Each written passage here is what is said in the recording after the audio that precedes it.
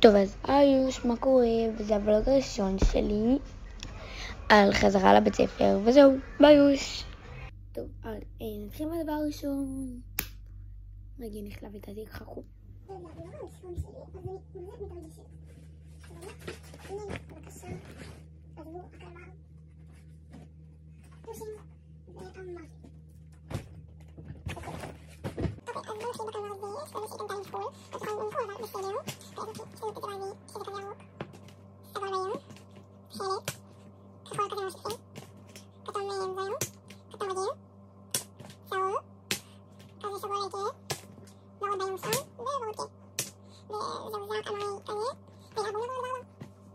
אוקיי, אז בואו נעבור לטושים.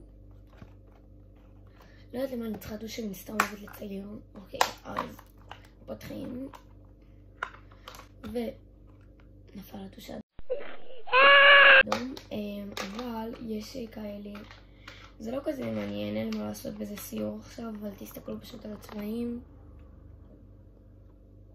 וכן, זהו, זה הטושים וזהו. עכשיו נעבור לדבר הבא. אז בשביל הקלמר אנחנו עוברים מקום בגלל שזה יזכח את כל המיטה וזהו, ביי. אוקיי, אז זה הקלמר שלי, כתוב פה מס,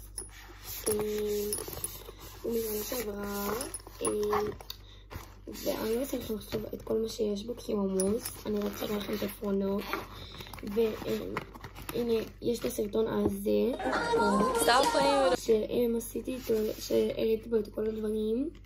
זה כזה מהיר, אז תתמודדו, ואני שמה קישור בתיאור לסרטון ההוא, ובואו נעבור לדבר הבא.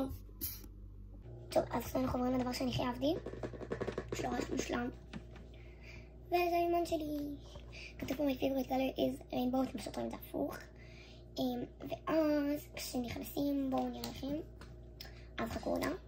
אוקיי, אז יש חגים ומועדים ופרטים אישיים, מתי לא כתבתי את הפרטים האישיים. יש מערכת שעות, 2, יש לוח מבחנים ועבודות,